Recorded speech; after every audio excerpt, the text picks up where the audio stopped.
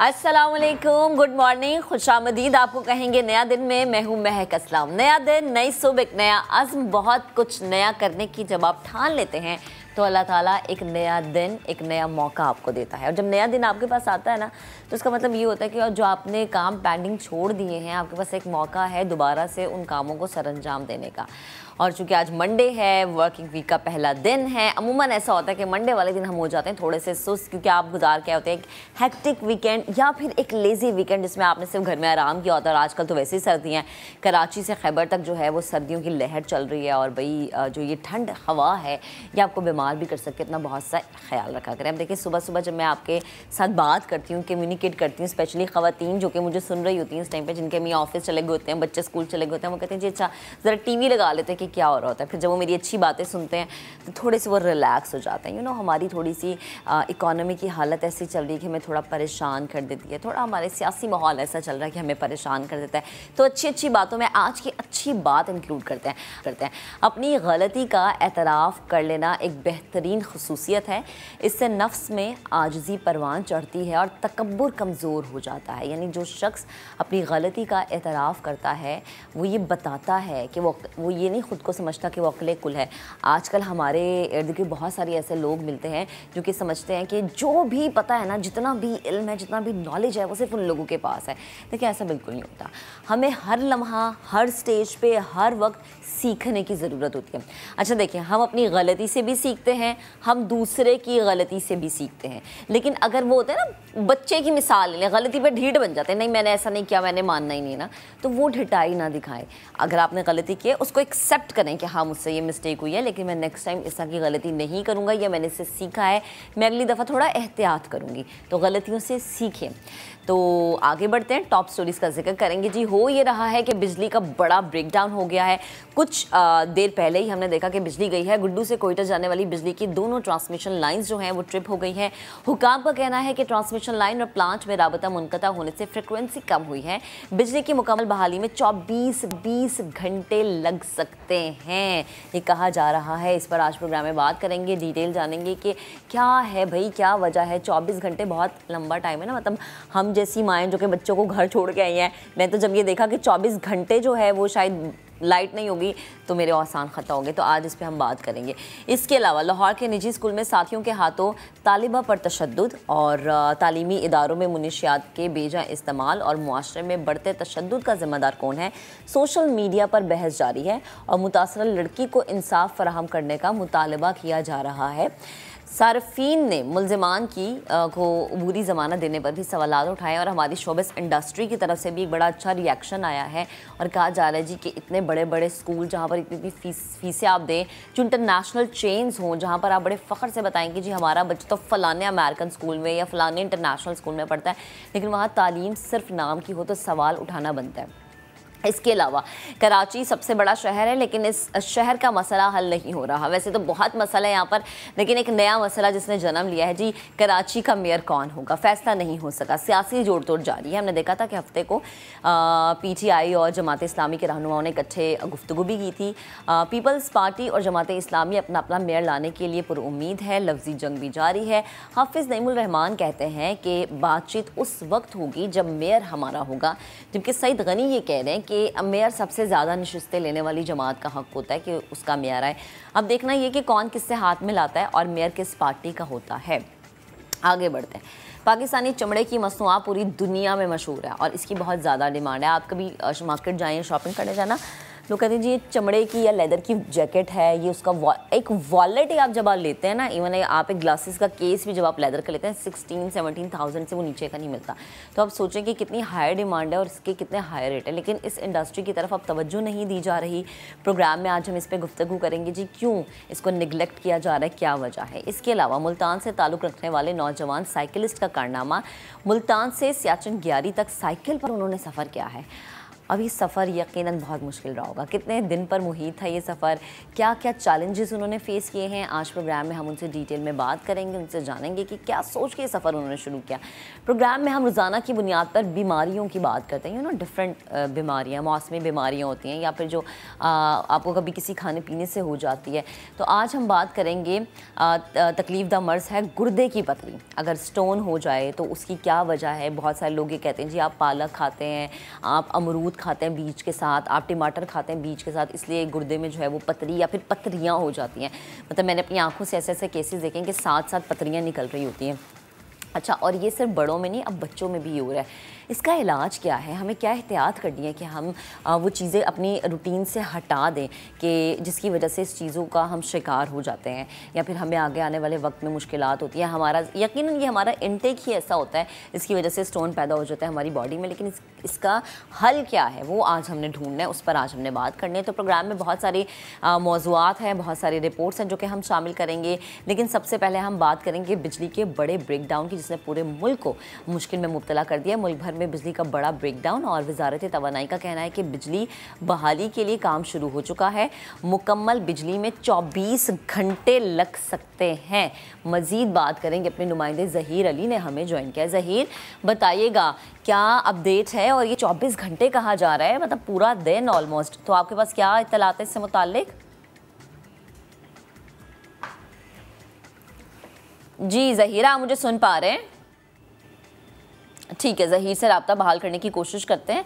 और मुल्क भर में बिजली का हुआ है बड़ा ब्रेकडाउन और जिसकी वजह से हमने ये देखा है कि ट्रांसमिशन लाइंस जो हैं वो ट्रिप कर गई हैं और बड़े बड़े जो शहर हैं वहाँ पर जो है बिजली नहीं है। सुबह 7:32 पर बिजली अचानक गायब हुई थी। ज़हीर ने हमें ज्वाइन कर लिया। ज़हीर, बताएगा क्या डिटेल्स हैं आपके पास?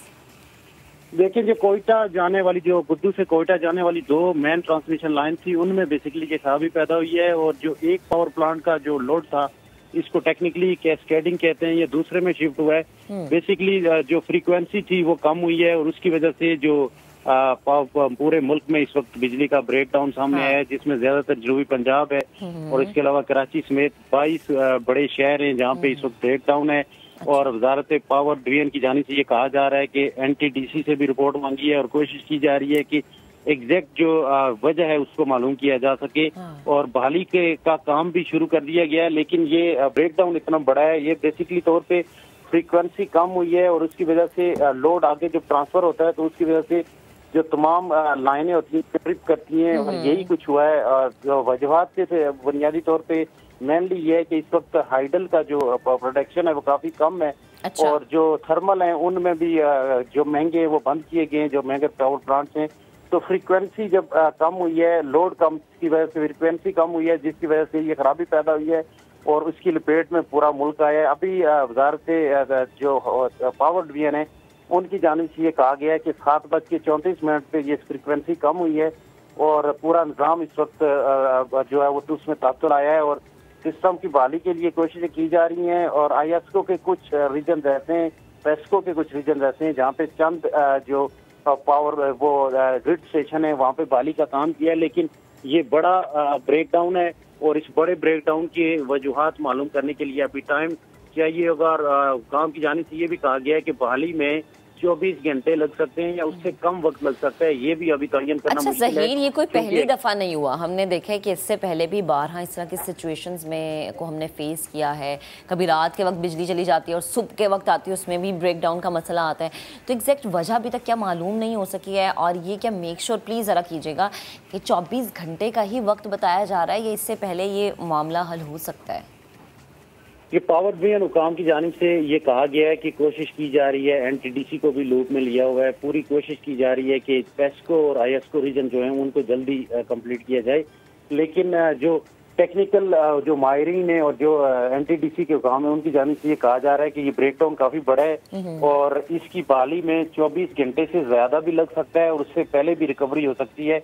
बेसिकली तौर पे ये गुड्डू जो पावर जो ट्रांसमिशन लाइन है बुनियादी तौर पे जो अक्टूबर में हुआ था उस वक्त भी यहीं पे फनी खराबी पैदा हुई थी। जी, और अभी इस वक्त अचानक जो फ्रीक्वेंसी कम हो जाए तो उसके बाद फिर ये कैस्केडिंग होती है, एक फनी खराबी आती है, उससे पूरा सिस्टम जो उससे मुल्का पावर प्लांट्स होते हैं, ग्रिड स्टेशन होते हैं, उनमें खराबी पैदा होती है। और यही कुछ हुआ, जिसकी वजूहत जानने के लिए अभी पूरी कोशिश की जा रही है, बहाली के लिए भी कोशिश की जा रही है, लेकिन ब्रेकडाउन काफी बड़ा है। अच्छा, और सही, चूंकि आप तो इन चीज़ों को कवर करते हैं तो आपकी कमांड है। आपने अक्टूबर याद करवाया, उससे पहले भी हमें याद है कि रात के वक्त एक दफ़ा जो लाइट गई थी वो तो भाई सुबह के वक्त आई थी। मुझे ये बताएं कि ये फ़नी ख़राबी कभी आपने अब जिक्र किया है, तो क्या चेक एंड बैलेंस का कोई मसला है, कोई नाअहली देखी जाती है, बेहतर तरीके से इसको डील नहीं किया जाता, क्या वजह लगती है आपको?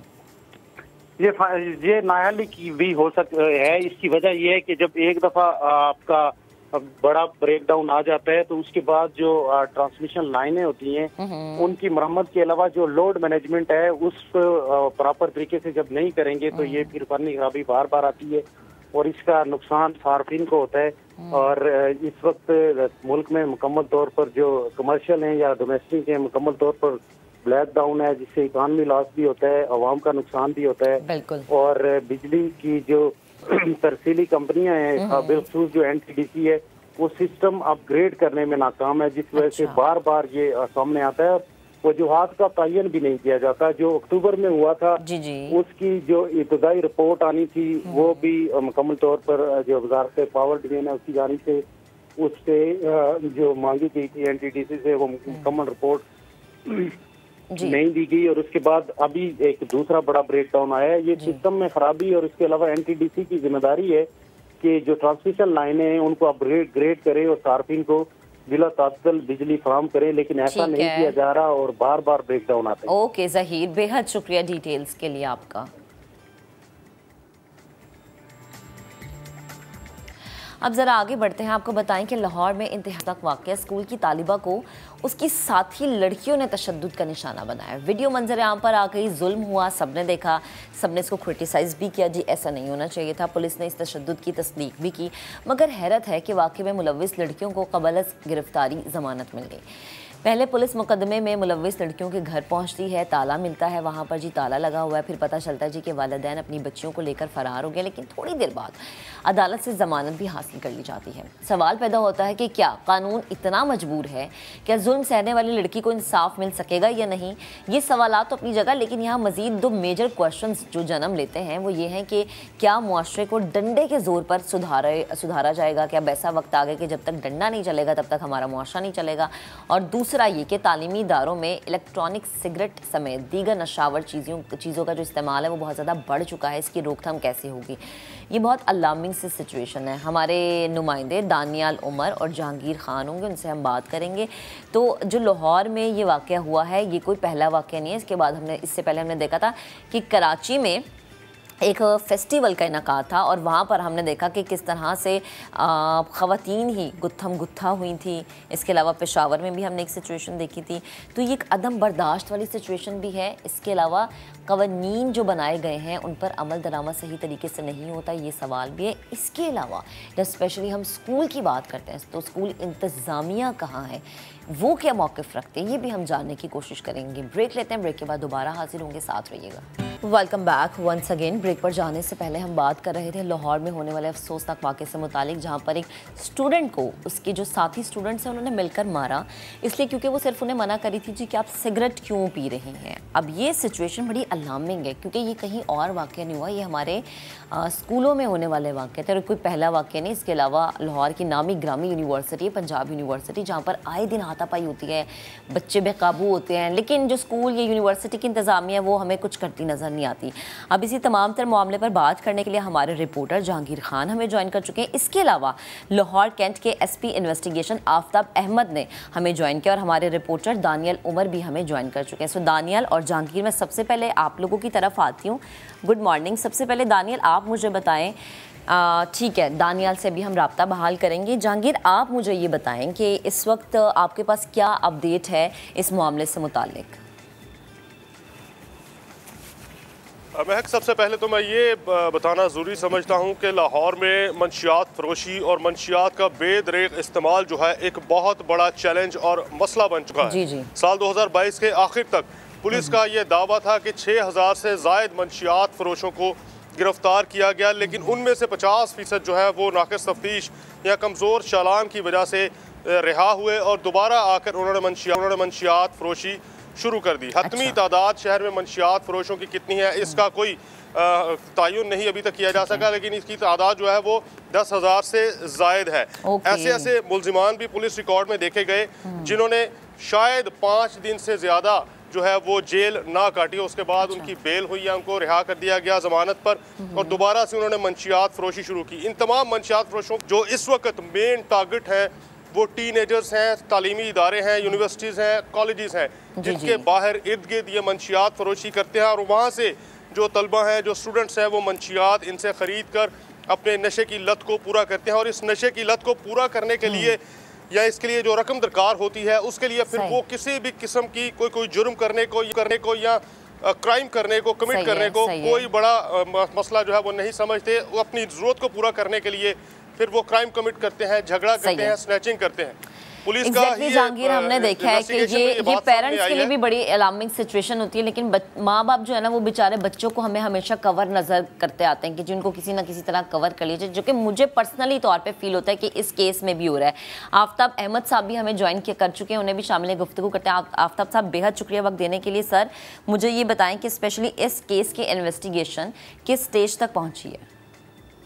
जी, इसमें FIR दर्ज होने के बाद हमने इस पे इन्वेस्टिगेशन तमाम पहलुओं से शुरू की हुई है। अच्छा। और इसमें जो मुल्ज़मान हैं वो 2 टाइप्स के हैं जी। एक वो जो मुद्दई ने FIR में नामजद किए, वो 4 स्टूडेंट गर्ल्स हैं। इन्होंने अपनी प्री अरेस्ट बेल करवा ली है, और उसके बाद इन्होंने फिर एक एडिशनल स्टेटमेंट दी जिसमें 4 लड़कों को और 5वें प्रिंसिपल ऑफ द स्कूल को नॉमिनेट किया है। तो उनकी भी हमने रेड किए हैं, और एक दफा वो शामिल तफ्तीश हुए हैं जो मुल्ज़मान है।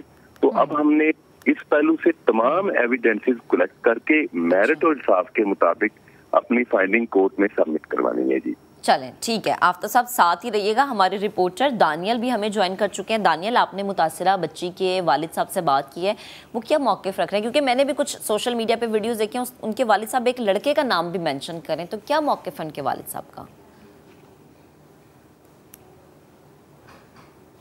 देखिए, जो सारा मामला है ये यकीनन जो उसके वालिद एक्यूज़ कर रहे हैं कि ये मुंशियात का मामला है, इसके साथ ये बुलिंग का मामला भी है।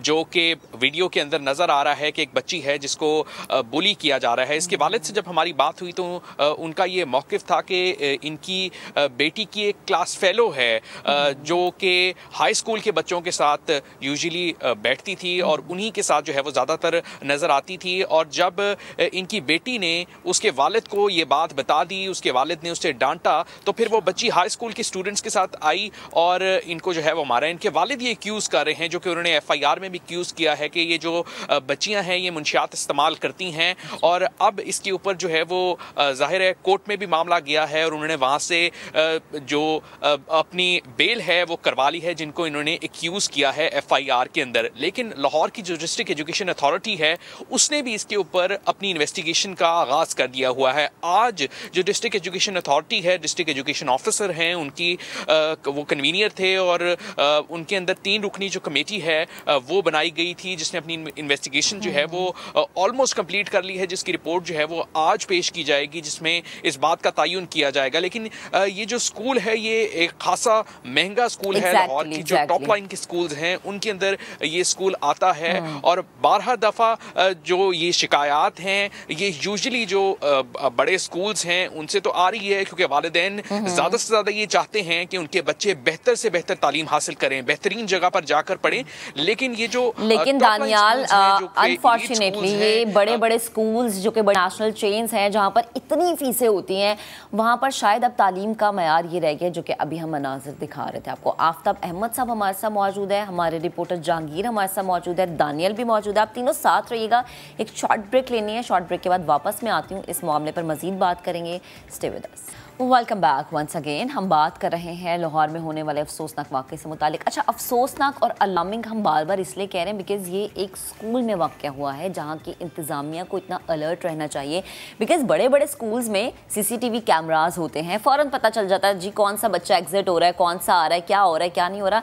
लेकिन यहाँ पर इंतज़ामिया की क्या कारकर्दगी है, स्कूल की इंतज़ामिया, स्कूल की मैनेजमेंट कहाँ स्टैंड करती है, क्या मौक़िफ़ रखती है, जानना बड़ा ज़रूरी है। हमारे रिपोर्टर्स हमारे साथ मौजूद हैं, आफ्ताब अहमद साहब हमारे साथ मौजूद है। जहांगीर, आपकी तरफ आती मुझे बताएगा, स्कूल इंतजामिया से अगर आपने बात की हो या उन्होंने बात करना पसंद किया हो तो क्या मौक़िफ़ है उनका? जब से ये वाक़या रिपोर्ट हुआ है इसके बाद इसका मुकदमा दर्ज किया गया। पुलिस ने मुलज़मान की गिरफ्तारी के लिए रेड की है। पुलिस की जानिब से ये भी बताया गया कि जो इसमें मुलज़मा बच्चियाँ हैं उन्होंने अबूरी ज़मानत करार की है। तो बारहा जो है वो रब्ता करने की कोशिश की गई स्कूल इंतज़ामिया का मौक़िफ़ लेने के लिए।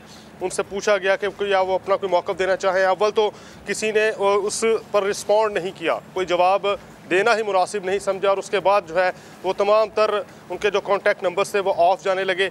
और अभी SP साहब भी बता रहे थे कि इसमें किसी प्रिंसिपल्स को भी नॉमिनेट किया गया है जो इसमें मुद्दई हैं उनकी जानिब से। तो स्कूल इंतज़ामिया की जानिब से कोई मौक़िफ़ अभी तक इस मामले के हवाले से सामने नहीं आया, और ना ही कोई वजाहत दी गई है कि इस सारे वाक़े की रिपोर्ट होने के दौरान इंतज़ामिया कहाँ थी या इंतज़ामिया ने क्या एक्शन लिया। सही है, चले मीडिया से बात करना पसंद नहीं किया, हो सकता है जी पुलिस वालों से बात करना पसंद किया। आफ्ताब साहब, यही क्वेश्चन मैं आपसे पूछना चाह रही हूँ। सर, एक चीज़ और ऐड करना चाह रही हूँ कि मेरी और आवाम की आसानी के लिए ज़रा बताएगा किन दफ़ात के तहत मुकदमा दर्ज हुआ। दूसरी चीज़ ये कि अगर स्कूल इंतज़ामिया ने पुलिस वालों से बात की हो, उनका कोई मौक़िफ़ सामने आओ, बिकॉज़ ज़ाहिर सी बात है बड़े स्कूल में CCTV कैमरास का सिस्टम बहुत ज़्यादा स्ट्रॉन्ग होता है।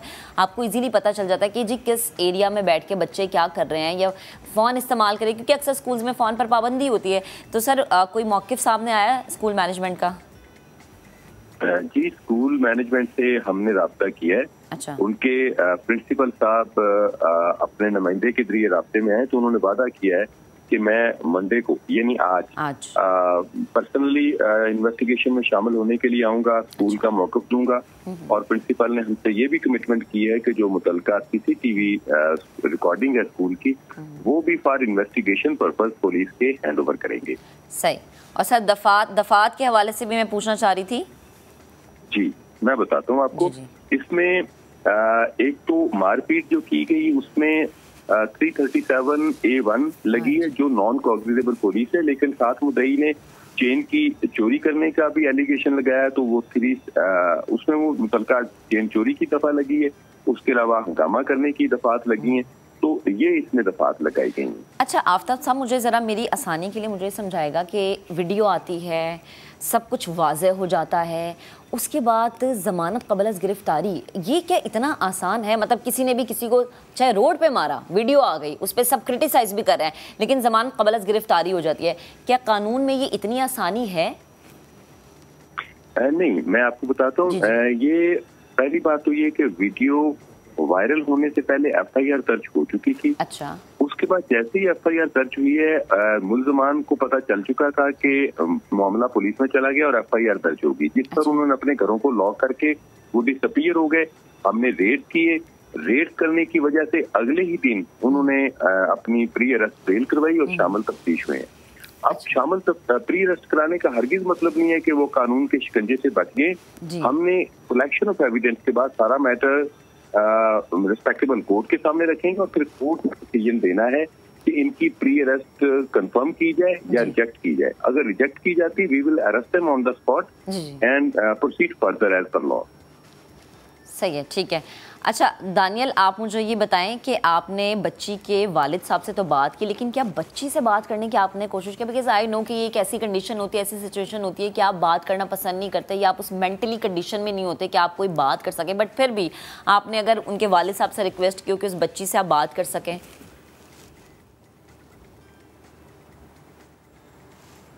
देखें, हमने ये बात करने की कोशिश की थी उनके वालिद साहब से, लेकिन उनके वालिद साहब का मौक़िफ़ ये था कि उनकी बच्ची जो है वो अभी बहुत ज़्यादा घबराई हुई है, वो एक मेंटल ब्रेकडाउन का शिकार है, ख़ासकर जब ये वीडियो सामने आई और उसके बाद इस वीडियो का फिर बहुत ज़्यादा वायरल हो जाना, जिसकी वजह से वो इस पोजीशन में नहीं है कि वो ये बात कर सके। लेकिन एक पॉइंट जो कि उसके वालिद साहब 12 दफ़ा रेस कर रहे थे, जब हमने उनसे बात की तो उनका ये कहना था कि स्कूल की जानिब से ये कहा जा रहा है कि वो अपना ये जो तमाम तर केस है उसको वापस ले लें और उसके बाद जो है वो टेबल पे बैठ के बात की जा सकती है, वरना तो उनकी बेटी को जो है वो मजीद इस स्कूल में पढ़ने में भी प्रॉब्लम होगी। तो इस किस्म के थ्रेट्स जो हैं उनका जिक्र यकीनन उनके वालिद ने जो है वो किया था। लेकिन हमने 12 दफ़ा कोशिश की कि हम स्कूल इंतज़ामिया से भी इस मामले के ऊपर मौक़िफ़ ले सकें, तो स्कूल इंतज़ामिया ने तो उनके जो जितने भी नंबर्स थे वो तमाम तर टर्न ऑफ थे, उनसे कोई भी राब्ता जो है वो मुमकिन नहीं हुआ और उन्होंने भी आकर जो है वो अपना मामला क्लियर करने की कहीं भी कोशिश नहीं की कि स्कूल में जो वाक़या पेश आया है स्कूल इंतज़ामिया भी इस पर आकर अपना कोई मौक़िफ़ पेश करती जी। ठीक है। अच्छा जहांगीर, आप मुझे बताएं, क्योंकि हमने अक्सर लाहौर की यूनिवर्सिटीज़, लाहौर के स्कूल्स में, लाहौर के कॉलेजेस में एक सिचुएशन देखी है और हमने ये भी देखा है कि फिर जो एक प्रेशर बिल्टअप किया जाता है, एक असर रसूख इस्तेमाल किया जाता है, उसमें होता ये है जी कि जो बेचारी पार्टी थोड़ी सी वीक होती है वो आके कॉम्प्रोमाइज़ कर लेती है, वो कहती है जी ठीक है हम अपना केस वापस ले लेते हैं। इस केस में आपने चूँकि इन्वेस्टिगेशन की है, आप इस केस को देख भी रहे हैं, आपने कहीं पर ऐसा कुछ महसूस किया कि हो सकता है? इस नौइयत के पहले जितने भी केसेस रिपोर्ट हुए हैं उनमें से अक्सर केसेस का जो आखिर है, जो एंड है, वो यहीं पर आकर ख़त्म होता है कि जो मुद्दई है वो अपना केस वापस ले लेते हैं। अब उसकी वजह ये भी हो सकती है कि जो उसमें मुल्ज़िमान हैं वो बाअसर हों या उनकी तरफ से दबाव डाला गया हो, लेकिन खाली एक यही वजह ही नहीं होती, दूसरी वजूहात में ये भी शामिल है कि उनको किसी ना किसी स्टेज पर कंपनसेट कर दिया जाता है, माली तौर पर कोई ना कोई इमदाद कर दी जाती है। जहाँ तक इस केस की बात है तो इस केस में अभी तक कोई ऐसा आंसर जो है वो वाजे नहीं हुआ कि इसमें जो मुद्दई हैं वो प्रेशराइज हो जाएंगे, क्योंकि अगर वो प्रेशराइज होना होता उन्होंने तो वो वीडियो ही वायरल ना करते। और इसकी 2 वीडियोस जो हैं वो अभी तक वायरल हो चुकी हैं। पुलिस ने रेड्स भी कंडक्ट किए हैं मुल्ज़िमान की गिरफ्तारी के लिए, लेकिन उससे पहले क्योंकि वो अबूरी ज़मानत करवा चुके थे और अभी जो इसमें मुल्ज़िम हैं वो भी जुवेनाइल्स हैं, कम उम्र हैं, इसलिए ये तमाम तर पहलू सामने रखकर पुलिस इसकी तफ्तीश कर रही है ताकि किसी भी किस्म की जहांगीर, लास्ट में क्वेश्चन मेरा ले लीजिएगा, क्योंकि ये जो वीडियो है ये तो गालिबन इनके किसी एक मेल फ्रेंड ने बनाई ना, एक लड़के ने ये वीडियो बनाई है, तो ये वीडियो वायरल कैसे हुई? ये कुछ पता चल सका क्या उसी लड़के ने वायरल की या क्या ये स्कूल के सीसीटीवी कैमराज में? जाहिर सी बात है अगर स्कूल के सीसीटीवी कैमराज होते तो वो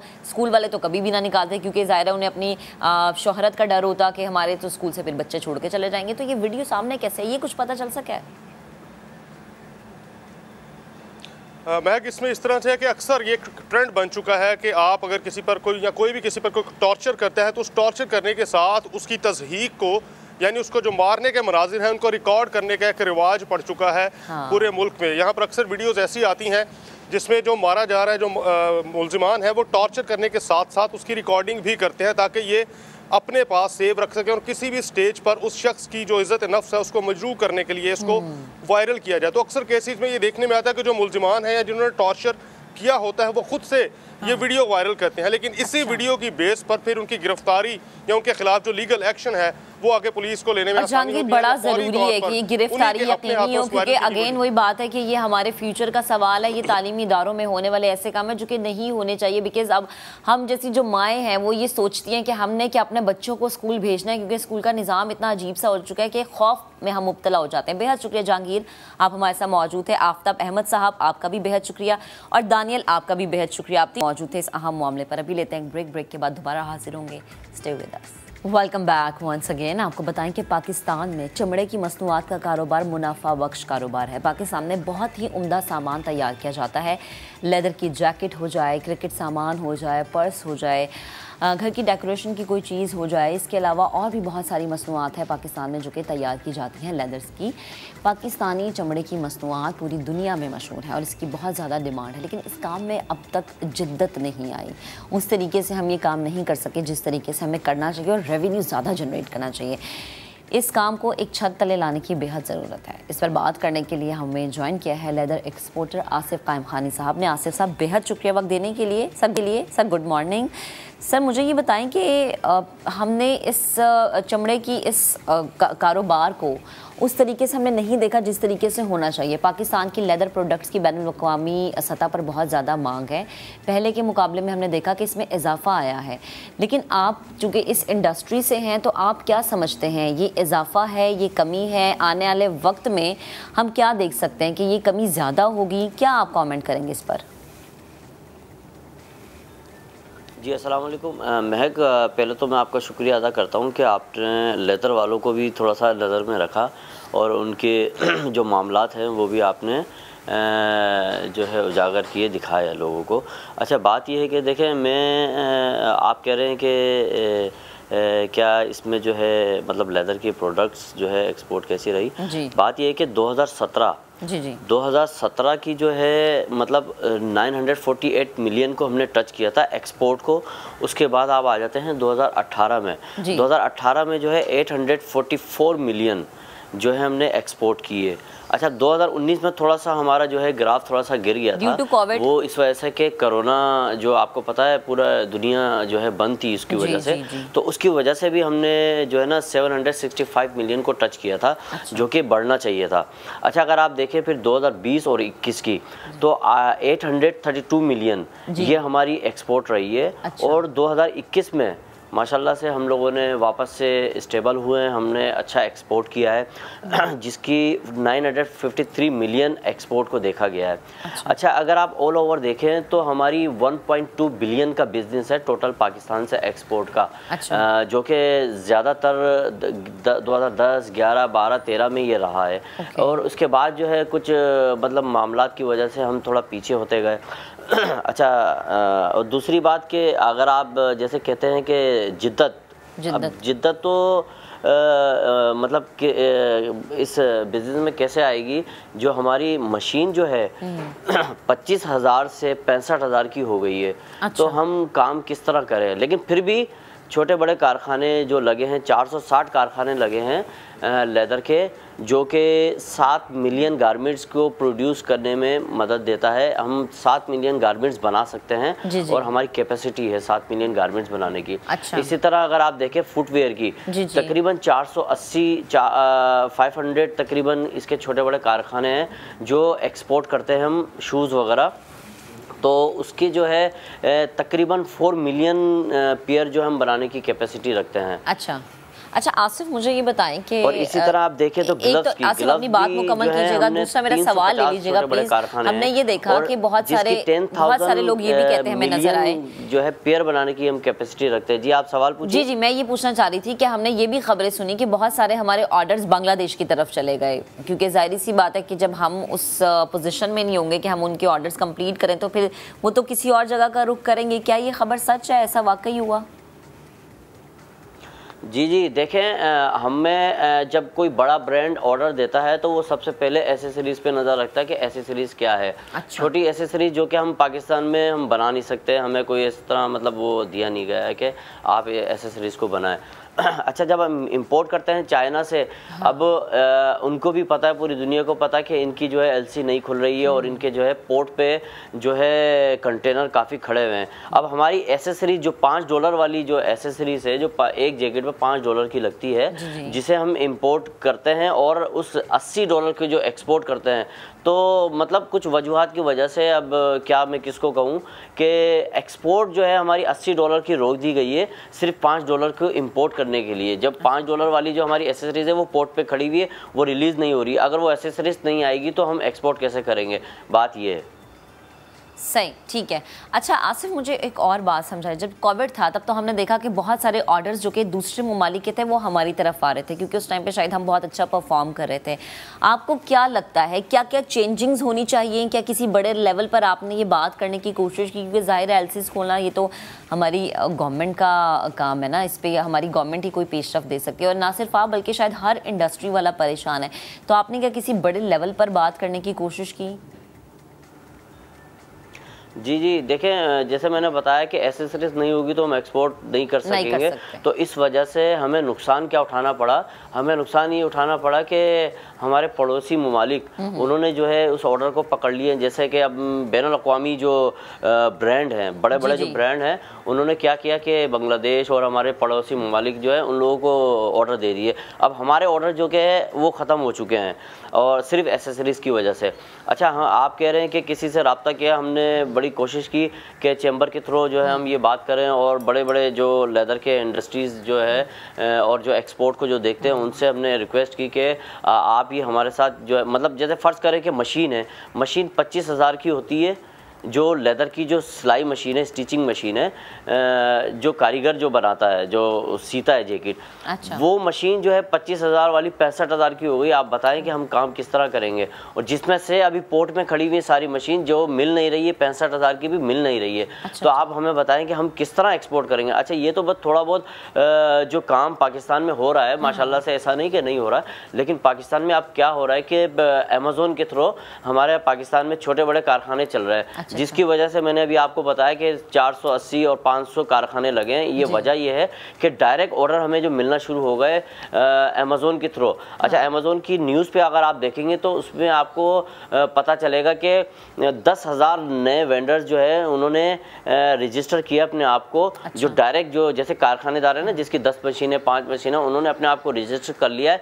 जो 10,000, ये अपनी अमेज़न की न्यूज़ है। अच्छा। जो 10,000 लोगों ने रजिस्टर किया है, तो अब वो जो 1 बाय 1 पीस करके बना रहे और भेज रहे हैं, तो जाहिर है उसमें थोड़ा सा मुश्किलात है हमें। और अगर ये पेपोल अगर आ जाता है, आप यकीन करें ये 700 से 800 कारखाने बन जाएंगे और ये 7 मिलियन गारमेंट्स की जगह हम ये 10 मिलियन तक ले जा सकते हैं। लेकिन सवाल हम जो है 1.2 मिलियन को भी क्रॉस कर सकते हैं। लेकिन मसला ये है कि पेपोल अगर खुल जाए, अमेज़न की जो है हमें अच्छा हो गया, ये पिछले टाइम पे जो है हमें अमेज़न की एक वो कुछ एफर्ट की वजह से, कुछ लोगों की एफर्ट की वजह से अमेज़न हमें मिल गया है, लेकिन पेपोल अभी तक नहीं मिला। पेपोल की जो है कोशिश जारी है, और आपके प्रोग्राम के तवज्जो से मैं कहता हूँ, जो भी कोई बड़े जो सुन रहे हैं, इस इंडस्ट्री को देखते हैं, एक्सपोर्ट को देखते हैं, तो कोशिश करें हमारा पेपोल का भी जो है मसला हल करवाएं, ताकि हम एक्सपोर्ट में जो है ज़्यादा से ज़्यादा कर सकें। हमारी इंशाल्लाह एक्सपोर्ट बहुत ज़्यादा जी, बड़े आपका ये मसला सुन लें और बड़े जो है इकट्ठे बैठ के हल भी करते हैं। बेहद शुक्रिया आसिफ बाबू हमारे साथ मौजूद है। अभी लेने एक ब्रेक के बाद दोबारा हाजिर होंगे, आप साथ रहिएगा। Welcome back once again. अब जरा आपकी हेल्थ से जुड़ी खबर की बात करेंगे। गुर्दे की पथरी आज के दौर में एक आम सी बात है, यानी कि किसी की किडनी में अगर स्टोन है तो ये बहुत मामूली समझा जाता है, बट सवाल ये पैदा होता है कि स्टोन्स बनते क्यों हैं। हमारा इनटेक क्या इतना बुरा हो चुका है, इतना अनहाइजेनिक होता है जिसकी वजह से स्टोन्स बनना शुरू हो जाता है, या फिर इसकी और कोई वजह होती है? इसके अलावा आप बच कैसे सकते हैं, इसके सिम्टम्स क्या होते हैं? इसी पर बात करने के लिए नेफ्रोलॉजिस्ट डॉक्टर अनीता हारून हमें ज्वाइन कर चुके हैं स्टूडियोज़ में। उन्हें शामिल गुफ्तगू करते हैं। अस्सलाम वालेकुम डॉक्टर साहिबा, गुड मॉर्निंग। अच्छा, मुझे बताएं कि सबसे पहले तो मैं इसके रीज़न्स पूछना चाहूँगी कि इसकी वजह क्या है। क्या आपकी किडनी में स्टोन है? क्या हमारा इंटेक ख़राब होता है? हम पानी नहीं पीते? हमारी रूटीन ऐसी है जिसकी वजह से हम इस बीमारी का शिकार हो जाते हैं? क्या वजह है?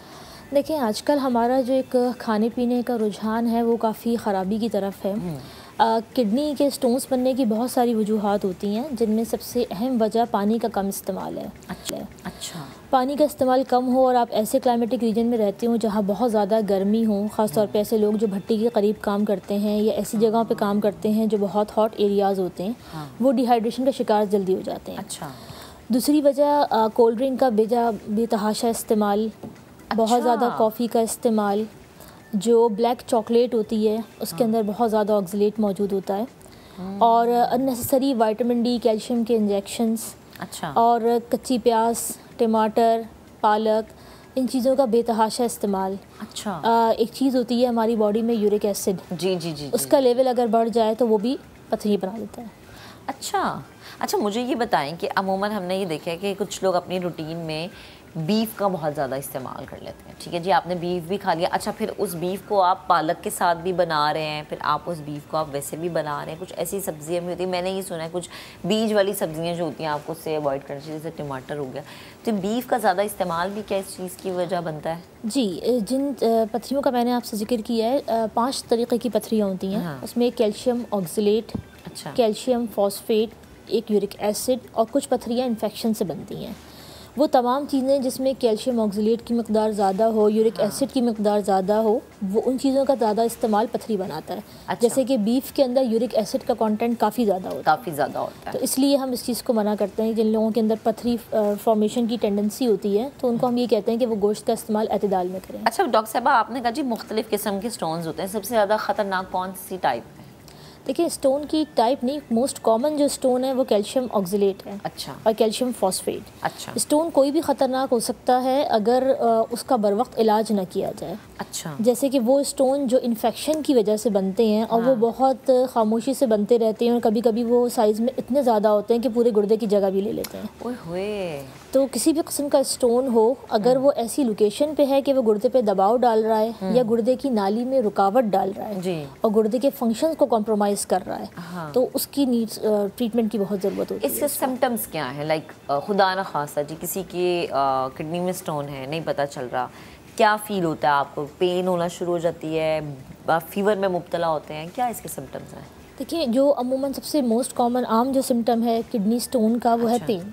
ठीक है। किडनी में पेन होना, कमर में दर्द की शिकायत के साथ लोग आते हैं, लेकिन वो पेन आम कमर के दर्द की तरह नहीं होता। वो इतना सीवियर पेन होता है, इतना शिद्दत से उठता है कि अमूमन उसी वक्त लोगों को अस्पताल जाके कोई पेन किलर या इंजेक्शन फॉर्म में लगा के उस पेन को कम करना होता है। अच्छा। इसके अलावा पेशाब में खून आना, ये भी किसकी अलामत हो सकती है। अच्छा। कुछ लोगों को जिनको स्टोन इन्फेक्शन की वजह से बनते हैं या स्टोन की वजह से इन्फेक्शन हो जाता है जी। वो बुखार के साथ भी आते हैं। अच्छा, ये मैंने देखा बच्चों में भी आजकल हम देख रहे हैं, सेम यही रीजंस हैं? देखिए, आजकल बच्चों के अंदर पानी का इंटेक कम हो जाता है, ज़्यादातर बच्चे मोबाइल पे बैठे रहते हैं, वॉशरूम जाने का वेट करते हैं, यूरिन को होल्ड करते हैं, ये तमाम चीज़ें इन्फेक्शन का कॉज बनती हैं और स्टोन बनते हैं। होल्ड करना भी इसका बायस बन सकता है। बिल्कुल, क्योंकि जो पथरियाँ इन्फेक्शन की वजह से बनती हैं तो इन्फेक्शन होते ही लोगों को यूरिन होल्ड करने से ज़्यादा है, पानी के कम इस्तेमाल की वजह से होते हैं। तो इस चीज़ का हाइजीन का बहुत ख्याल रखना पड़ता है। अच्छा। दूसरी, बच्चों के अंदर कुछ वजूहात कुदरती भी होती हैं जो जेनेटिक होती हैं, कि उनके वालिदैन की तरफ से उनको ये चीज़ आती है कि उनकी किडनी के जो चैनल्स होते हैं उसमें ये कुदरती तौर पे चीज़ होती है कि उनके यूरिन कैल्शियम ज़्यादा एक्सक्रीट करता है। पेशाब के अंदर जब कैल्शियम का कंटेंट ज़्यादा होता है तो वो बच्चे कुदरती तौर पे स्टोन फॉर्मर होते हैं। तो कुछ वजूहात कुदरती और नेचुरल भी हैं जो जेनेटिकली आती हैं, उनके अंदर हम कुछ ग़िज़ाई एहतियात बताते हैं तो उसमें काफ़ी हद तक पथरी की फॉर्मेशन के अंदर कमी आ जाती है। अच्छा डॉक्टर साहब, इसका इलाज का तरीका, क्योंकि कुछ लोग कहते हैं जी आप पानी का बहुत इनटेक बढ़ा दें तो जी पथरी खुद ब खुद ख़त्म हो जाएगी, फिर कुछ लोग लेज़र की तरफ भी जाते हैं। आपकी नज़र में एक बेस्ट ट्रीटमेंट क्या है? देखिए, स्टोन का ट्रीटमेंट उसके साइज़ और उसकी लोकेशन पे डिपेंड करता है। अच्छा। स्टोन कितना बड़ा या कितना छोटा है और स्टोन है किस जगह पे गुर्दे की नाली के अंदर। अच्छा। अगर स्टोन का साइज़ बड़ा है तो तरीक़ा इलाज मुख्तलिफ होगा। जो गुर्दे के पथरी के इलाज हैं वो 4 हैं। कुछ दवाओं से मुमकिन है कि जिसमें पथरी महलूल हो जाती है, कुछ में हम जो पुराना तरीक़ा है कि जिसमें हम सर्जरी करते हैं और पेट को काट के गुर्दे की नाली तक पहुंचते हैं, जो अभी भी कुछ जगहों पे हमें मजबूरन करना पड़ता है क्योंकि उनके अंदर और तरीक़ा इलाज पॉसिबल नहीं होता। ये वैसे क्यों होता है, ये क्या तरीका इलाज पॉसिबल नहीं है तो आप इस तरफ जाते हैं? जैसे कि कुछ पेशेंट्स के अंदर हम पथरी का साइज़ इतना ज़्यादा बड़ा है कि वो पानी से या दवाइयों से महलूल नहीं हो सकती। दूसरा जो इलाज है वो शुआओं का है। अच्छा। उसमें जो कैमरा होता है आपका वो एक ख़ास जगह पे स्टोन को लोकेट करता है और उसके बाद शुआएं उसकी तरफ डायरेक्ट करता है। ठीक है। तो वो 3 या 4 सेशंस के बाद पथरी थोड़ा थोड़ा टूटना शुरू होती है और रेज़ा रेज़ा होकर पेशाब के ज़रिए निकल जाती है। अच्छा। लेकिन जिन लोगों में पथरी बहुत ज़्यादा सख्त हो या इतनी बड़ी हो कि वो उस लेज़र से ना टूट सके, अच्छा। तो वहाँ पर हमें सर्जरी की तरफ जाना पड़ता है। अच्छा। इसके अलावा अब जो एक और तरीक़ा इलाज आ गया है जो आसान भी है, जिसमें पेट को काटने की ज़रूरत नहीं पड़ती, वो यूरेट्रोस्कोपी है। अच्छा। हम कैमरे के ज़रिए गुर्दे की नाली तक पहुँच के उस पथरी को निकाला जा सकता है। अच्छा, इसमें मेन पेन आपको बैक में फील होती है? जी। अच्छा, बैक में आपकी पेन है तो उसको आप लाइट ना लें, एक दफ़ा जाके चेक ज़रूर करवा लें। बिल्कुल, क्योंकि पथरी जो गुर्दे के जो दर्द होता है वो अमूमन होता ही इतना सीवियर है कि आप उसे लाइट ले भी नहीं सकते, वो होता ही बहुत शदीद है। अच्छा डॉक्टर साहब, हमें अपनी ज़िंदगी में फिर क्या ऐसा लाइफस्टाइल अपनाना चाहिए कि हम ये कहें कि अच्छा इस चीज़ को तो निकाल ही दें बिल्कुल और इस चीज़ को आप शामिल कर लें ताकि आप इस बीमारी से बच जाएं? देखिए, जो चीज़ निकालने वाली है वो ये चीज़ है कि आप कोल्ड ड्रिंक का इस्तेमाल बहुत कम कर दें। अच्छा, बहुत ज़्यादा एक्सेसिव किसी भी देखें चीज़ के की ज़्यादती जो है वो नुकसानदेह होती है। आप किसी भी चीज़ को एतदाल के तरीके से लेंगे तो उसमें कोई मसला नहीं होगा। बिल्कुल ऐसे ही है। कोल्ड ड्रिंक का बेजा इस्तेमाल हो, कॉफ़ी का बहुत ज़्यादा हो, ब्लैक चॉकलेट्स का बहुत ज़्यादा इस्तेमाल हो, नमक का बहुत ज़्यादा इस्तेमाल हो, पालक का, टमाटर का हद से ज़्यादा बेजा इस्तेमाल हो, तो उन चीज़ों से स्टोन बनता है। तो इन चीज़ों को आपने अवॉइड करना है। बिल्कुल सही है। और जो चीज़ें आप शामिल कर सकते हैं उसमें पानी का बहुत ज़्यादा इस्तेमाल रखें। अच्छा। नींबू का इस्तेमाल करें, सिट्रस फ्रूट्स का इस्तेमाल करें, संतरे का इस्तेमाल करें, तो ये आपकी यूरिन की पीएच को मेंटेन करते हैं। यूरिन के अंदर तेजाबियत नहीं बनने देते। जब तेजाबियत नहीं होती तो हमारे यहाँ स्टोन कम बनता है। ठीक है डॉक्टर साहब, आप बेहद शुक्रिया, आप हमारे साथ गुफ्तगू कर रही थी। तो भाई अपनी हेल्थ का बहुत ज़्यादा ख्याल रखें। हेल्थी अगर आप होंगे, सेहतमंद अगर आप होंगे तो ज़िंदगी को बेहतर तरीके से इंजॉय कर सकते हैं। अब ज़रा आगे बढ़ते हैं। मुल्तान से ताल्लुक़ रखने वाले नौजवान साइकिलिस्ट ने मुल्तान से सियाचिन ग्यारी तक साइकिल पर सफ़र करके रिकॉर्ड कायम कर दिया है। उन्होंने ये सफ़र 28 दिनों में तय किया। मुकर्रम खान की रिपोर्ट आपको पहले दिखाते हैं, फिर इनसे गुफ्तगू करेंगे। मुल्तान का नौजवान साइकिलिस्ट जिसने सियाचिन ग्यारी सेक्टर के बुलंदो बाला मकाम तक साइकिल पर सफर करने का रिकॉर्ड कायम कर दिया। साकिब रहमान ने 15,000 फीट बुलंदी तक का सफर 28 रोज में तय करके पाकिस्तान के पहले साइकिलिस्ट बन गए। बाहिम्मत नौजवान ने अपने रिकॉर्ड सियाचिन ग्यारी और कारगिल के शहदा के नाम किया। मैंने मुल्तान से सियाचिन तक सफर किया, ग्यारी सेक्टर तक। इसमें ISPR का शुक्रिया अदा करता हूँ कि जिन्होंने तमाम सहूलियात मुहैया की, और मैं पहला पाकिस्तानी हूँ जो मुल्तान से सियाचिन तक साइकिल पर सफ़र किया। साकिब रहमान ने अपनी टीम के हमरा 13,000 फीट बुलंद चोटी बाबू कह को सर करके न सिर्फ इस्लामी बिरादर मुल्क कतर का परचम लहराया, बल्कि कतर के बादशाह तीम बिन हमाद और हालिया फीफा फुटबॉल वर्ल्ड कप खेलने वाले तमाम खिलाड़ियों से अपनी मोहब्बत का इजहार चोटी पर फुटबॉल खेल कर किया। यानी कि मुल्तान में पूरे पाकिस्तान में मशहूर हैं, पूरी दुनिया में मशहूर हैं। अल्लाह पाक के हमारे हमसाए हैं साकिब भाई, जो कि सियाचिन से वापसी लौट कर आए हैं। माशाल्लाह हमें बड़ा प्राउड होता है। साकिब रहमान को फिजाइया, नेवी समेत पाक अफवाज की जानिब से बेशुमार मेडल्स और एजाज से नवाजा गया है। बाहिम्मत नौजवान 10 रोज बाद साइकिल पर ही सऊदी अरब उम्रे की सादत के लिए रवाना होंगे। कैमरामैन अकमल खोखर के साथ मुकर्रम खान, समा, मुल्तान। रिपोर्ट हमने आपको दिखाई। अब साकिब रहमान हमें ज्वाइन कर चुके हैं, उन्हें शामिल गुफ्तगू करेंगे। साकिब, बेहद शुक्रिया वक्त देने के लिए। Good morning. पहले तो बहुत मुबारक हो, और बहुत चैलेंजिंग चीज़ थी जो कि आपने की। मुझे बताएं कि ये सोच किस तरह से आई कि भाई मुझे ये इतना मुश्किल सफ़र करना है। जी बिस्मिल्लाहिर्रहमानिर्रहीम। सबसे पहले मैं आपका शुक्रिया अदा करता हूँ कि आप एक टैलेंट को आपने बुलाया, और ये हमारी हौसला अफजाई की बात होती है। तो आज तक कोई पाकिस्तानी सियाचिन ग्यारी तक साइकिल पर नहीं गया था, तो मैंने सोचा कि ये पाकिस्तान का पहला रिकॉर्ड मैं अपने ग्यारी सियाचिन के शहदा के नाम करूं। तो मैंने मुल्तान से सियाचिन ग्यारी तक 28 दिनों में ये सफ़र मुकम्मल किया अपना। और ये मुश्किल तरीन सफ़र था जिसमें खाने के मौसम के लिहाज से बहुत सी मुश्किलात थी। तो हम पाकिस्तानी कौम दुनिया की वो नायाब कौम है जो पाकिस्तान जो दुनिया में हर किस्म का काम अचीव करने में सबसे आगे हैं। तो मैंने मुश्किलात को अचीव करते हुए ये पाकिस्तान ये मुश्किलात आपने फेस कैसे की साकिब? अब देखे ना, आप निकले अपने होम टाउन से, आप गए आपने जो जगह सेट की थी, जो आपका टारगेट था, लेकिन दरमियान में मौसम की भी सख्ती आपने देखी होगी, फिर भूख का मामला भी दरपेश आया होगा, कई जगह पर आपको नेटवर्क नहीं मिलता। तो ये आपने साइकिल पर, क्या सामान सारा साइकिल पर लेके गए या किस तरह से आपने मैनेज किया? मैं इसलिए आपसे ये पूछना चाह रही हूँ कि आपको देख के जो बच्चे इंस्पायर हो रहे हैं, वो चाह रहे हैं कि जी हम भी साइकिल पर इतना अच्छा सफ़र करें, इतना लंबा सफ़र करें, तो उनकी थोड़ी सी हेल्प हो जाएगी। सियाचिन महाज दुनिया का मुश्किल तरीन और वहाँ पे आबादी नहीं है, तो मैंने पाकिस्तान आर्मी से परमिशन ली और मैंने वहाँ पे खजूरों पे गुजारा किया, चने जो होते हैं उन पे गुजारा किया, ड्राई फ्रूट उन पे गुजारा किया, क्योंकि वहाँ पे आबादी नहीं थी। अच्छा। और पाकिस्तान आर्मी ने मुझे स्पेशल चीज़ें भी दी थी गर्म, जो मैंने वहाँ पे पहन के जो सख्त मौसम है उसका मुकाबला किया। तो ये मेरी खुशी की बात है, पाकिस्तान के लिए खुशी की बात है कि मैं पहला पाकिस्तानी हूँ जिसको ये एजाज़ हासिल हुआ। सही। अच्छा साकिब, मुझे ये बताएं कि ये टाइम फ्रेम क्या था, कितने दिनों में आप पहुँचे अपनी मतलूबा मंजिल तक? और सेकंड ये कि जो कि अक्सर ऐसा होता है ना कि आपको कहीं स्टे करना पड़ जाता है, जैसे रात है, रात का वक्त है, आपने कहा जी मैं यहाँ पर थोड़ा सा रेस्ट कर लूँ, तो उसका क्या प्लान तरतीब दिया आपने? देखिए जी, हमें पाकिस्तानी गवर्नमेंट सपोर्ट नहीं करती, तो इसलिए होटल पे रहना बड़ा मुश्किल होता है। अच्छा खाना खाने के लिए पैसों की काफ़ी ज़रूरत होती है, तो ये मुझे गवर्नमेंट ने कोई सपोर्ट नहीं किया।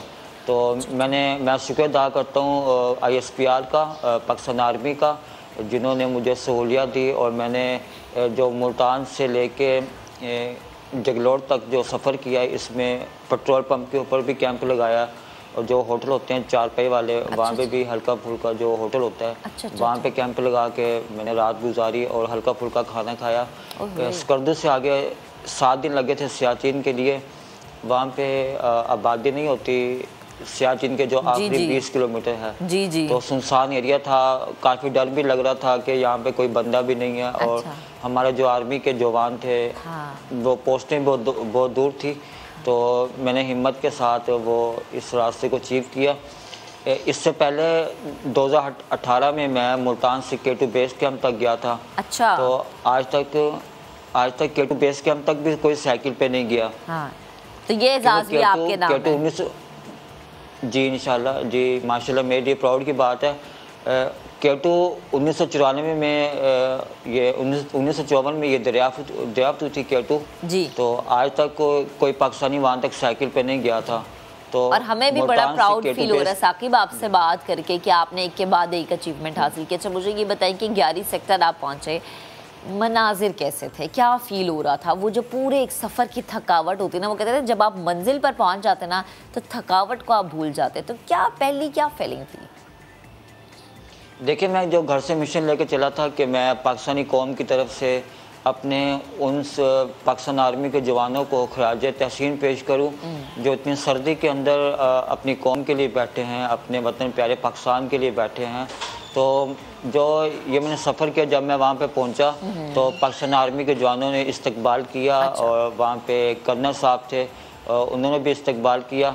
जो रास्ते की जो तकलीफ़ात थी वो मेरी दूर हो गई कि मुझे इज़्ज़त मिली इस टूर के हवाले से। ओके। अच्छा, ये तो बड़ी अच्छी बात है कि मतलब माशाल्लाह आपका एक्सपीरियंस बड़ा अच्छा रहा। तो आपने 11 सेक्टर पर कितनी देर स्टे किया और फिर वापसी का सफ़र वो कितने दिनों पे मुहैया था, या फिर ये था कि वापसी में आपने कहा बस जल्दी जल्दी साइकिल चलाओ घर पहुँच जाओ? स्कर्दू से जो 11 सियाचिन है, ये 7 दिन लगे थे, तो ये मुसलसल चढ़ाइयों का सफ़र था। और फिर जो आखिरी वहाँ पे हमारी यादगार शोहदा है, यहाँ पे 144 जवान शहीद हुए थे, वहाँ पे एक पोस्ट थी, वहाँ पे रात को मैंने वहाँ पे स्टे किया। उन्होंने अच्छा खाना भी खिलाया। अच्छा। और अच्छी सहूलियात दी, तो ये मेरी बड़ी खुशी की बात है। और दूसरा मैसेज मैं अपने नौजवानों को देना चाहूँगा कि जो खिलाड़ी होता है वो मुल्क का सफ़ीर होता है। बिल्कुल ऐसा ही है। जो अच्छा काम करें, आप जो अच्छा काम करेंगे, हाँ। वो पाकिस्तान का एक अच्छा चेहरा दुनिया में जाएगा। साकिब, आपने खिलाड़ी की बात की, तो ज़रा मुझे लास्ट में फ़ौरन से ही कमेंट कर दें कि आपने फुटबॉल भी खेले यहाँ पर? जी, अभी जो हाल के अंदर वर्ल्ड कप हुआ, फीफा वर्ल्ड कप, तो कतर ने 57 ममालिक की नुमाइंदगी की, मुस्लिम ममालिक की। तो हम पाकिस्तानी कौम ने 60 फुट बड़ा कतर का परचम वहाँ पे लहरा कर वहाँ पे फुटबॉल खेला। Oh wow, great. और जितने जी ज़बरदस्त, आज तक किसी ने इतना बड़ा परचम वहाँ पे नहीं लहराया था। तो हमने पाकिस्तानी कौम की तरफ से, गवर्नमेंट ऑफ पाकिस्तान की तरफ से कतर ममालिक को खराज तहसीन पेश किया, और कतर के बादशाह तमीम बिन हमाद को भी खराज तहसीन पेश किया। बड़ा ज़बरदस्त साकिब आपने काम किया, हर एक लम्हे, हर एक स्टेज पर आपने पाकिस्तान का नाम रोशन किया। ये हम मनाजिर दिखा भी रहे हैं भाई, इतना ज़बरदस्त बड़ा सा परचम बनाया, और फिर यहाँ पर फुटबॉल खेल के इन लोगों ने खराज तहसीन पेश की। इतनी बर्फ़ में, इतनी ठंड में आपको तो वैसे ही हाथ पैर जम जाते हैं। साकिब बेहद शुक्रिया, वो हमारे साथ मौजूद थे। आपकी जो भी डेस्टिनेशन, अल्लाह ताला आपको कामयाबी अता फरमाए। अब ज़रा आगे बढ़ते हैं, और जब हम फुटबॉल की बात कर रहे हैं तो हमारी जो ख़वातीन हैं वो भी किसी से पीछे नहीं हैं। उनसे हम बात करेंगे। एक बहुत ही बाहिम्मत खातून, एक बहुत ही बाहिम्मत लड़की हमें ज्वाइन कर चुकी हैं, लेकिन हम उनसे बात करेंगे ब्रेक के बाद। स्टे विद अस। अब ज़रा आगे बढ़ते हैं, अपनी कामयाबी की बात करेंगे, पाकिस्तान की कामयाबी की बात करेंगे। सऊदी अरब में 4 मुल्की वुमेन फुटबॉल टूर्नामेंट में पाकिस्तान ने दूसरी पोजीशन हासिल की। कराची के ज़िला किमाड़ी से ताल्लुक़ रखने वाली साहिबा के नाम बड़ा एजाज़। साहिबा कौमी टीम की नुमाइंदगी करने वाली किमाड़ी की पहली खातून फुटबॉलर बन गई हैं। साहिबा सरदिल इस वक्त हमें स्टूडियोज़ में ज्वाइन कर चुके हैं, उनसे बात करेंगे, शामिल गुफ्तगू करेंगे। अस्सलाम वालेकुम साहिबा, गुड मॉर्निंग, कैसी हैं आप? अल्हम्दुलिल्लाह। बहुत मुबारक हो, बहुत बड़ी कामयाबी आपने हासिल की है। मुझे बताएं कि जब आपको पता चला कि अच्छा जी अब आप इस लेवल पे जाके खेलने वाली हैं और ये कामयाबी हासिल करने के बाद पहली फीलिंग्स क्या थी? ये तो हर लड़की का ख्वाब होता है जो फुटबॉल में जाती है कि उन्हें पाकिस्तान के लिए खेलना है। जब मुझे कॉल आई थी कि आप पाकिस्तान कैंप में सिलेक्ट हो गई है तो मुझे बहुत अच्छा लगा, बहुत ज़्यादा ही अच्छा लगा, जैसे एक ख्वाब जैसा लगा मुझे। तो मैंने अपने घर वालों को बताया तो उन्हें बहुत खुशी हुई ये सुनकर कि मैं कैंप में सिलेक्ट हुई हूँ। अच्छा, ज़बरदस्त। मुझे ये बताएं कि इस लेवल तक पहुँचना कितना मुश्किल था, बिकॉज़ आपको पता है हमारी ख़वातीन के लिए थोड़ा सा मुश्किल होता है, स्पेशली जब हम खेल की बात करते हैं। तो मुझे ये बताएं कि कितना मुश्किल था, सबसे ज़्यादा सपोर्ट किसने किया, कौन था जो कि बिल्कुल मान ही नहीं रहा था कि नहीं नहीं ये लड़कों का काम है, तुम नहीं खेलो, रहने दो? अब्बू ने बहुत मुझे सपोर्ट किया। अब्बू ने सपोर्ट किया जी। और मान कौन नहीं रहा था? अम्मी मान गई थी? अम्मी थोड़ा नहीं मानी थी, लेकिन बाद में जब अब्बू ने इजाज़त दे दी तो वो भी मान गई थी, लेकिन लास्ट में उन्होंने कहा कि तुम बस ट्रेनिंग करती रहती हो तो अब तुम नहीं जा सकती, तो मुझे KU से ऑफ़र आ गया था। अच्छा अच्छा अच्छा। तो मैंने उनसे कॉन्ट्रैक्ट कर लिया, तो अब घर वाले खुश हैं। और उसके बाद जो मैंने पाकिस्तान के लिए ट्रायल दिया और उसमें मेरा नाम आ गया तो अब वो ज़्यादा खुश हैं कि तुम अब फुटबॉल खेल सकती हो। अच्छा, खेल सकती है। अच्छा, मुझे बताएंगे साहिबा कि आप सऊदी अरब गई, एक्सपीरियंस कैसा था? जो बाकी डिफरेंट टीम्स थी उनके साथ आपकी इंटरेक्शन कैसे थी और सबसे अच्छी टीम कौन सी लगी आपको?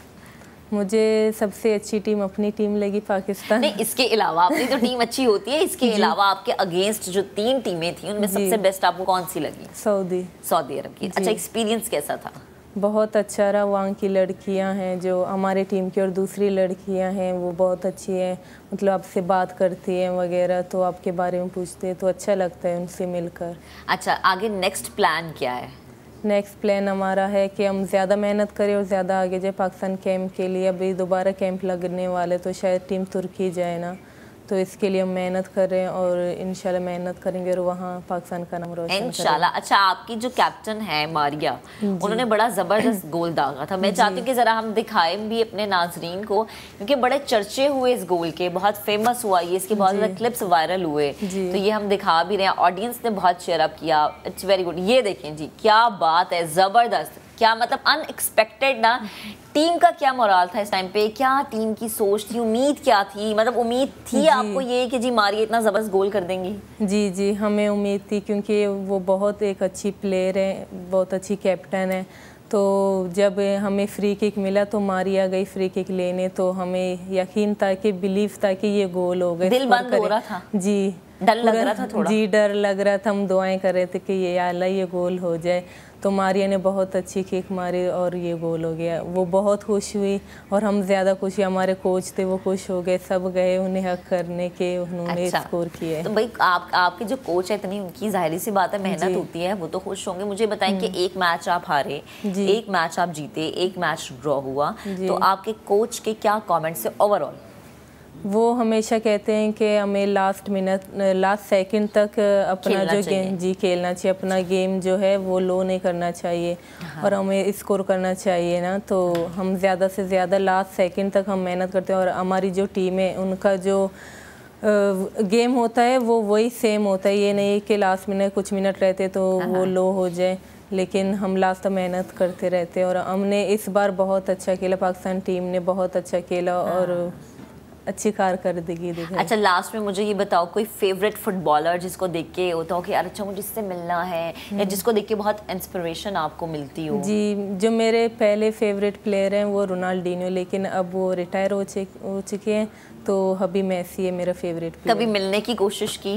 जी अभी तो नहीं की, लेकिन अभी जब हम सऊदी गए थे तो मेसी का मैच हुआ था, मेसी और रोनाल्डो का। अच्छा। तो हमें मिलने की मतलब कुछ मौका नहीं मिला, क्योंकि उस टाइम हमारा भी मैच था, रात को लास्ट मैच था सऊदी के साथ। अच्छा, उसी दिन आपका भी मैच था, इसीलिए जो है वो क्लैश आ गया थोड़ा, और ना आप मिल पाए और ना ही आप मैच देख पाए उनका। जी जी। चलें ठीक है, बेहद शुक्रिया साहिबा, आप हमारे साथ मौजूद थी। हाँ, और मैं कहती हूँ जितना हम अपनी लड़कियों को अप्रिशिएट करें ना उतना ही कम है। एक तरफ हमारी क्रिकेट टीम इतना अच्छा खेल रही है, एक तरफ हमारी जो ख़वातीन हैं उनकी जो फुटबॉल टीम है वो भी बड़ा अच्छा काम कर रही है। तो भाई दोनों के लिए गुड लक। अभी हमें लेनी है एक ब्रेक के बाद जब हम हाजिर होंगे तो कुछ फैशन पर, मेकअप पर बात करेंगे, लेकिन ब्रेक के बाद साथ रहिएगा। वेलकम बैक जी। अब ज़रा ख़वातीन से जुड़ी खबरें हैं या उनसे जुड़ा ये सेगमेंट है। किसी भी आपने पार्टी में जाना हो, किसी भी शादी में जाना हो, फ़ौरन से हम कहते हैं जी पता नहीं कितने घंटे लग जाएंगे मेकअप में, लेकिन ख़वातीन को अब मेकअप करने में मुश्किल नहीं होनी चाहिए, क्योंकि फ़ौरन क्विक वाला मेकअप जो है वो आ गया हुआ है। लेकिन उसके लिए बड़ा ज़रूरी है कि आपको पता हो जी आपकी स्किन पे फ़ौरन से कौन सा मेकअप सूट कर रहा है। आप शादी दिन की है, रात की है, किस वक्त की है, मौसम क्या है, ये सब कुछ मैटर करता है। मेकअप आर्टिस्ट इमरान असलम जो कि पाकिस्तानी सेलिब्रिटीज़ का मेकअप करते हैं, इस वक्त हमें स्टूडियोज़ में ज्वाइन कर चुके हैं। इसके साथ साथ मॉडल फ़िज़ा रिजवी भी हमें ज्वाइन कर चुकी हैं। इमरान से हम जानेंगे कि जो क्विक ब्राइडल मेकअप है, जो कि आप हमने लास्ट टाइम जब इमरान हमें ज्वाइन किया था, इमरान ने तो हमें बताया था आपको निकाह का मेकअप, लेकिन ये बारात वाला मेकअप है।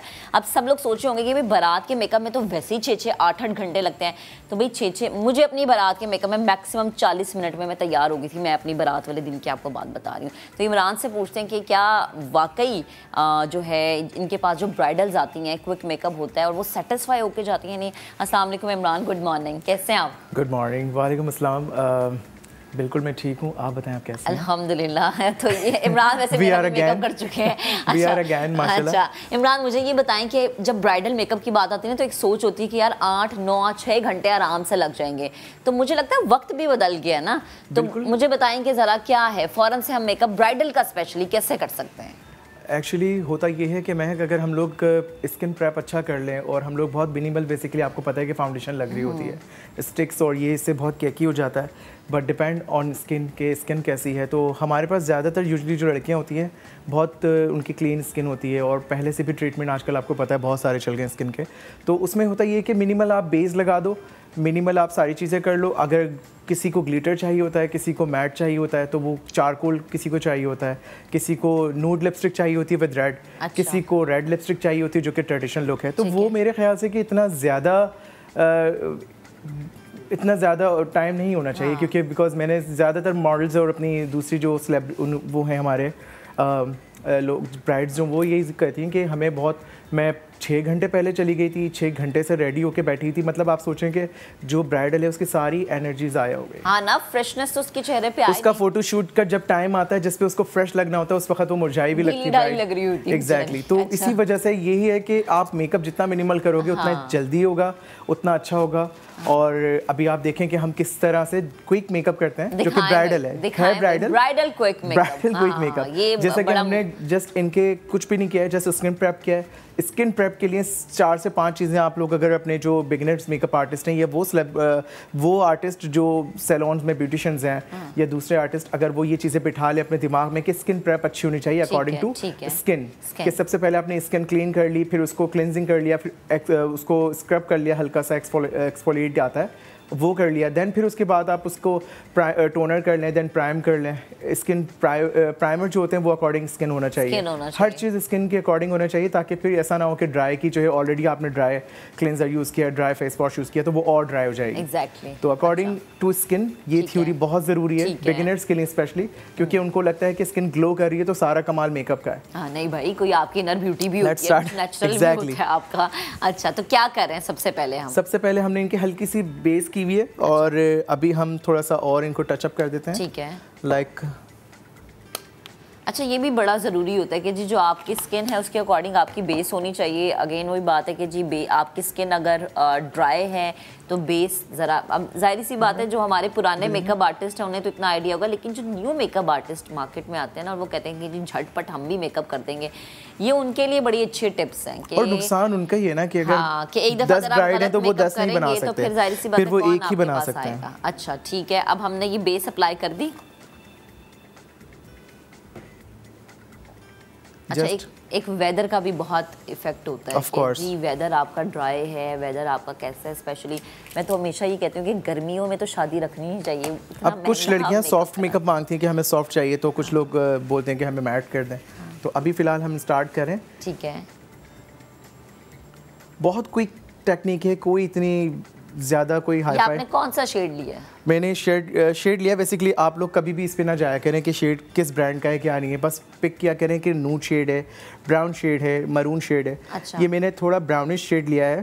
ठीक है। और ये नार्स की कंपनी है, तो उस पर से शेड लिया। तो हल्का सा, जस्ट आपको पता है कि ये ब्रांड्स जो होते हैं वो हल्का सा भी आप लगाते हैं तो बहुत ज़्यादा हो जाता है। अच्छे ब्रांड का मेकअप होना भी बड़ा ज़रूरी है, बहुत ज़रूरी है। I am so brand conscious. लग रहा आप ऊपर देखिएगा, ये देखिए लाइट हमने हल्का सा ऊपर लगाया है, वही शेड अच्छा। हम उसको नीचे भी लगा एग्जैक्टली। कोई भी ब्रश ले लें पतला, ज़रूरी नहीं है कि आप उसके साथ ग्राफिक्स खेलें। क्योंकि जितना मिनिमल रखेंगे, अब हमारे पास क्या होता है कि ब्राइड की रिक्वायरमेंट भी होती है कि भाई उनको बहुत डिफरेंट चाहिए होता है, तो वो कहते हैं कि अच्छा, ब्राइड ने भी अपने दिमाग में ना ये बिठा लिया कि पूरे 4 घंटे मुझ पे लगने ज़रूरी हैं। और अच्छा, ये वाकई ऐसा होता है कि अगर आप कहें जी आप जल्दी तैयार हो गए ना, तो वो कहेगी ये क्या, मैं तो दुल्हन इतनी जल्दी क्यों तैयार हो? एग्जैक्टली ऐसे ही होता है भाई, आपका मेकअप इतनी जल्दी हो गया तो आप जल्दी तैयार हो गए। अब जैसे मैंने बताया कि भाई मैं अपनी शादी पे 40 मिनट में तैयार हो गई थी, मेरा पूरा घर तैयार था, मैं इंतजार कर रही थी कि भाई सब जल्दी तैयार हो जाए ना। ऐसे एक दुल्हन की भी एक्साइटमेंट होती है ना आपको, तो मुझे शायद वो ज़्यादा एक्साइटमेंट थी। अच्छा, तो ये आपने वही शेड नीचे लगाया जस्ट, ठीक है जी। अच्छा, फिर क्या कर रहे हैं आप? अब इस पे हम थोड़ा सा हाईलाइटिंग करेंगे कि किसी भी आप ब्रांड का ले लें हाइलाइटर, बहुत सारे हाइलाइट्स होते हैं, वो आप उसको गीला करके भी लगा सकते हो, उसको ड्राई भी लगा सकते हो अगर वो अच्छा है। क्वालिटी पे डिपेंड करता है। एग्जैक्टली, इनर कॉर्नर पे जस्ट देना है। अच्छा, क्योंकि आजकल ज़्यादातर जो हमारे पास रिक्वायरमेंट आती है बहुत मिनिमल मेकअप मांगते हैं, उनको ज़्यादा मेकअप नहीं चाहिए होता, तो उसके हिसाब से फिर हम करते हैं। ओके, अच्छा जी, कॉर्नर पे आपने लगा लिया। अच्छा, उसके बाद इनर कॉर्नर पे हमने थोड़ा सा हाईलाइट एरिया दिया, उससे आपकी जो आईज है वो थोड़ी सी सॉफ्ट लगती है। अच्छा, आप फिंगर से भी अप्लाई कर सकते हो, अदरवाइज आप ब्रश रख लें, या जिसको जो ज़्यादा इजी लगे। कोई इतनी अच्छा, वैसे मैंने अमूमन अब ये देखा कि जो हमारे बड़े मेकअप आर्टिस्ट हैं ना, वो बेस भी फिंगर से बनाना पसंद करते हैं, क्योंकि स्टेज शायद ज़्यादा रहती है, वो आई मेकअप भी अपना फिंगर से कर रहे होते हैं जी। तो आप जिसमें कंफर्टेबल हैं, या आपको लगता है जी ब्राइड जिसमें कंफर्टेबल है, क्योंकि कुछ हमारी दुल्हनें होती हैं वो ये कहती हैं जी कि फिंगर से ना मेकअप किया जाए, हाइजीन का भी इशू आ जाता है। अच्छा, आप क्या कर रहे हैं? नहीं, आप अपने हैंड सैनिटाइज करें सबसे पहले, तो सही है, उसके बाद आप अप्लाई करें। ठीक है जी। अब नेक्स्ट हम क्या करने लगे हैं? नेक्स्ट हम अप्लाई कर रहे हैं इनके थोड़ा सा हाइलाइटर। अच्छा जी, ये हमारा क्विक मेकअप है, जिसमें हमारे पास रिमेनिंग मेरी टीम बता रही है जी 1.5 मिनट हमारे पास रह गया। जी जी। अच्छा, ये क्विक मेकअप हमें भी सुबह सुबह क्विक मेकअप करना पड़ता है, हमारे बेचारे मेकअप आर्टिस्ट जो हैं वो ये देखें एक्सपर्टीज उनकी कमाल है, हमें फौरन तैयार करते हैं वो। अच्छा जी, ये आपने क्या लगाया है? ये इनके शिमर लगाया है। अच्छा, ठीक है, आजकल बहुत इन है। अच्छा जी, और वही बात आ जाती है कि जैसी रिक्वायरमेंट होती है कि उनको रिक्वायर्ड क्या है, ग्लिटर है तो ग्लिटर आप अप्लाई कर दें, शिमर है तो शिमर अप्लाई कर दें।